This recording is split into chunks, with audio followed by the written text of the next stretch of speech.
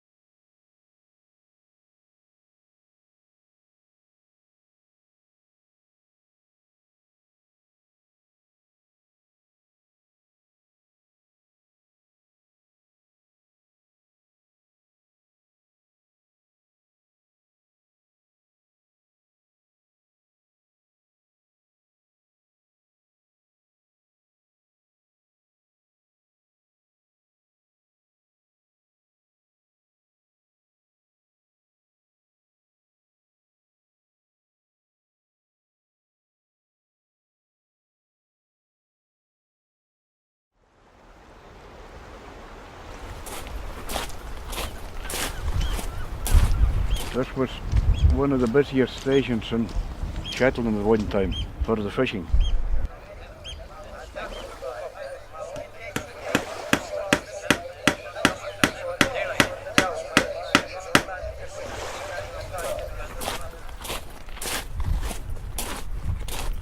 The fishing was done with big open boats. If there was no wind, you had to row.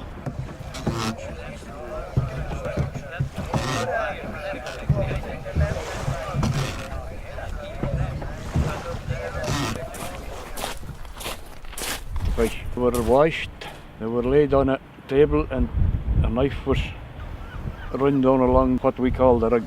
It's the backbone of the fish.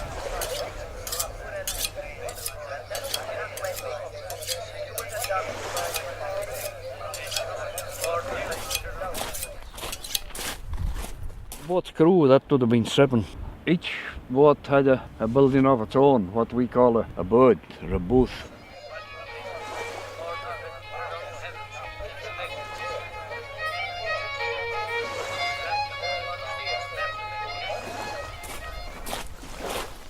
They went 40 miles off, then there was 7 miles of lines to be set and hauled again, and then 40 miles back.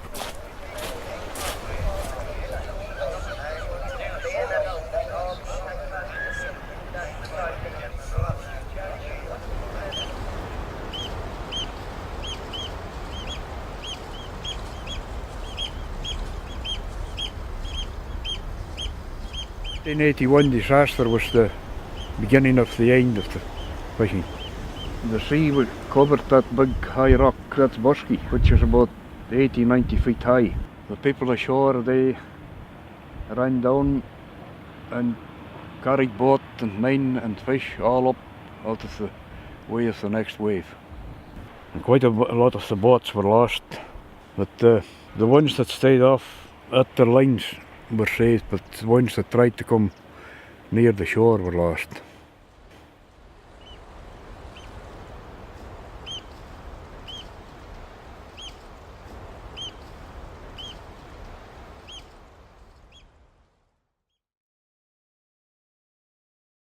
Oh, it's drastic. We're losing a huge amount almost daily with every bad storm. But it also revealed a lot of interesting stuff.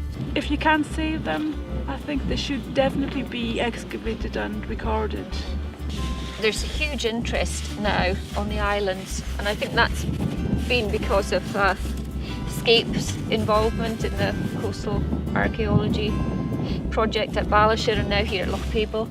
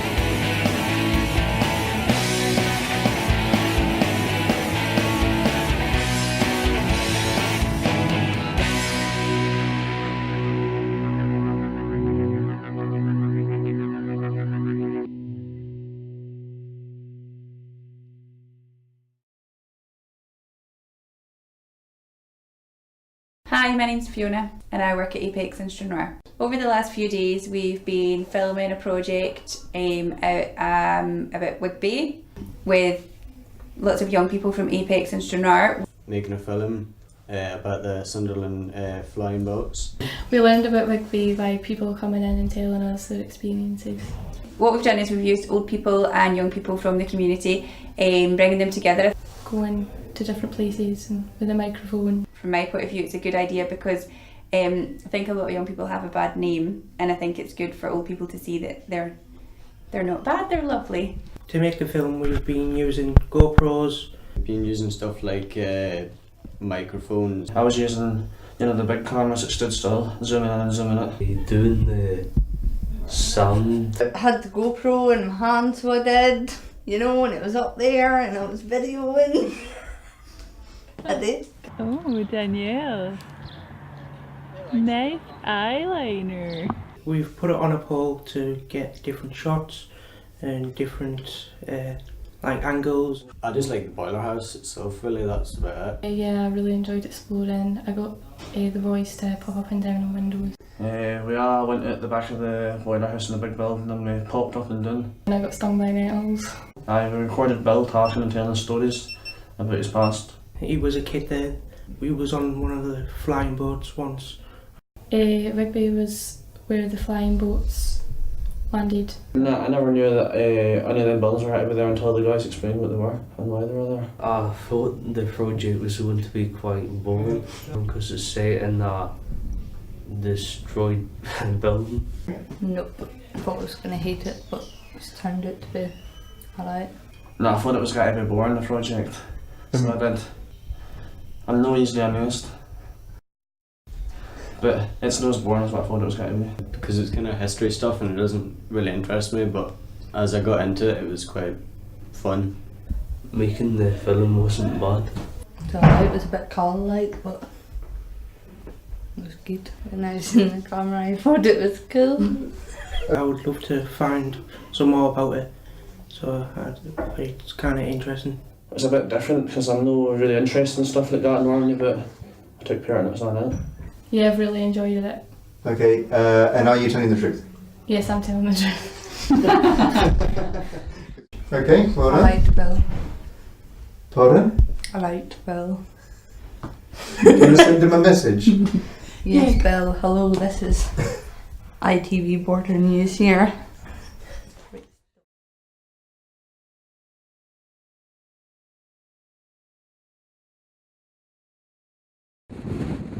Storms can be terrifying in the winter. Sometimes you go to bed at night really hoping you're still going to be there in the morning. They can destroy houses, they can remove tens of metres of coastline overnight. They're incredibly powerful. There have been some quite bad storms. A lot of the east side of the island's getting eroded or disappearing and gradually eating into the island. It's getting smaller, I think. In 2005, a particularly bad storm hit the island of Sandy, Orkney. It was pretty bad. The wall was undermined behind me there, and the wife came out and had a look and saw it was undermined. She came in to tell me, so I came out and had a look then, and I came further along the beach and I discovered all the stones sticking up out of the beach, and I went in and told her. She never told me about the archaeology, so she came out and had a look then. And we thought it was maybe a burial to start with. We found this tank, it looked like it had a lid on it, so I thought it was a burial, and that got them in action. When Ian Peace first discovered the stones that led to all of this, I came up to take photographs, and that's what led to the initial 3-day dig by Historic Scotland. When I spotted the advert for the short project starting, and I thought, that's made for here, we've got to do something. So we had a series of meetings and decided what we would like to do is have a project where the end result would be of long-term benefit for the island. So we wouldn't have just an excavation, everything being backfilled and the finds going away from the island, which is what normally happens, but we would have something lasting to show for it. We're recording, and then with the SCAPE Trust we are relocating it to the Heritage Centre at the centre of Sandy.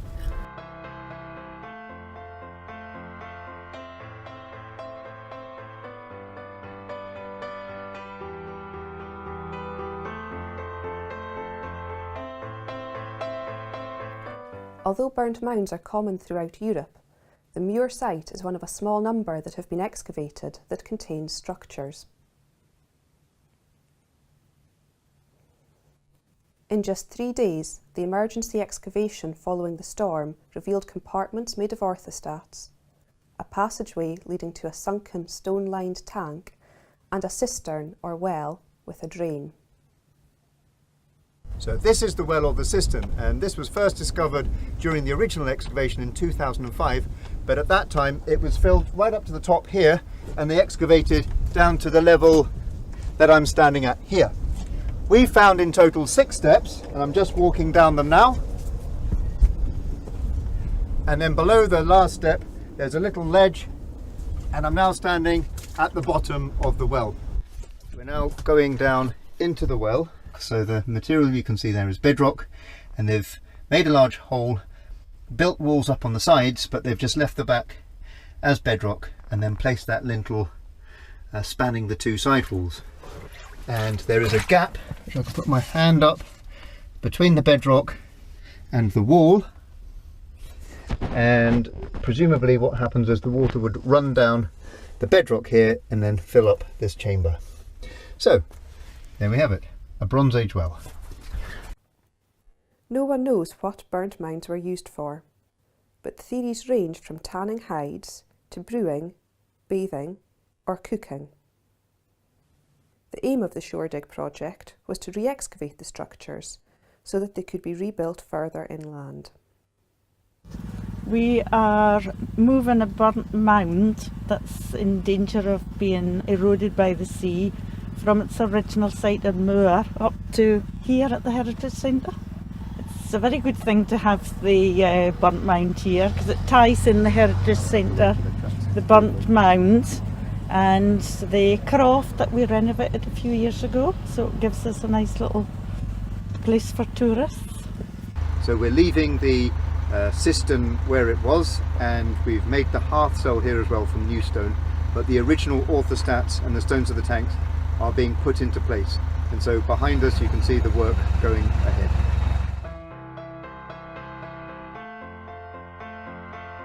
We've been moving them with a digger and a cargo net and a tractor and trailer and volunteers from the local community. The position of every stone is recorded in great detail at the original site, and the positions are then transferred onto the site of the relocation so it can be as accurate as possible. I think it is a super way of sort of fixing the past in people's minds. To actually see it in person, you can like get in and around and see what it might have been like. I think it's a really brilliant way of doing it.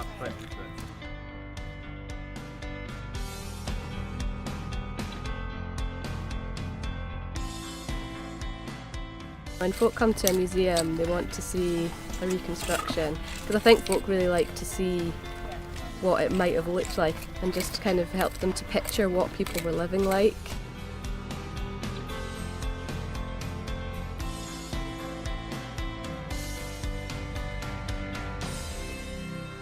You know, that's brilliant that you can just go in and you don't have someone telling you not to touch anything. But especially if you've got little kids, then they love playing around it. And I think that's really good. That's really all that I think the general public are concerned about with archaeology, is they'd like to touch it.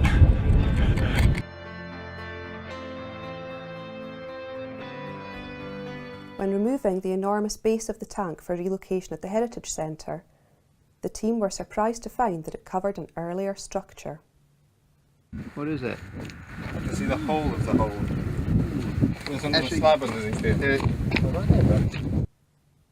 As the dig was nearing completion, the team decided to return the following year to investigate the mysterious sunken feature. So it's our first day on site, and we're back with the Sandy Archaeology group, and they're doing a fantastic job, and things are looking good. The weather took a turn for the worse. This weather is of course nothing like the storms that they get in the winter here, where the sea will be much, much higher.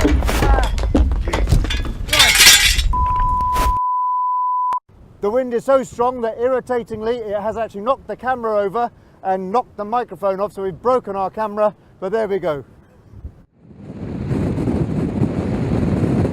The The wind is up again and the sea is coming up, and really for the last 2 weeks we have been up against it with the weather. It's either been very rainy or it's been very windy. We've been pumping out the well, and that's helping to take water away from the site, and it means that we have a chance of investigating the mysterious feature in the centre of our site. It certainly is looking as though it may have been collecting water at some point.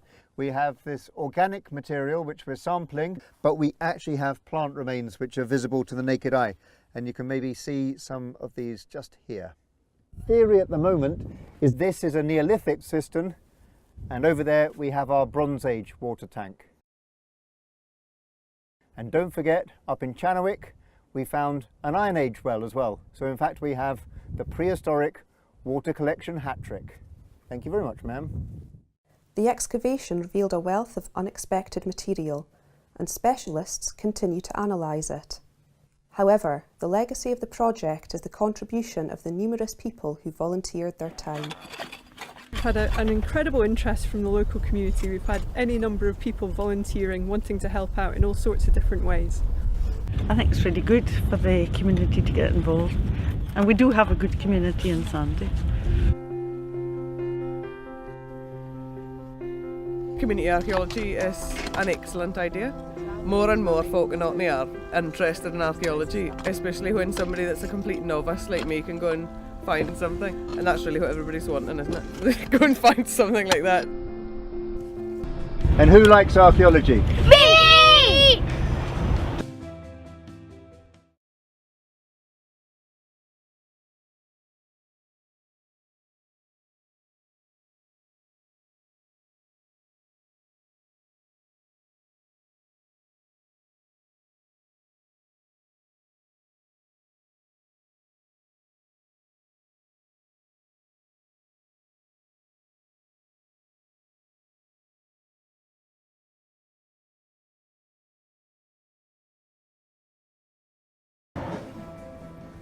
So there we go. That's just a taste of some of our videos, but we have loads of them, and Tanya has been helping us, and she's been a great video editor and filmmaker, and you can get them from our website. So there's the address there, and on that you've got the quick links, and you just go to the Vimeo or YouTube. And also try the blog if you want to find out about some of our other stuff that we've been doing.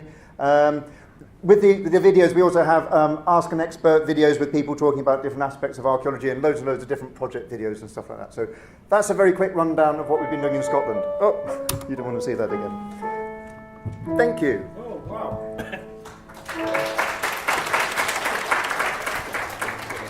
Really interesting.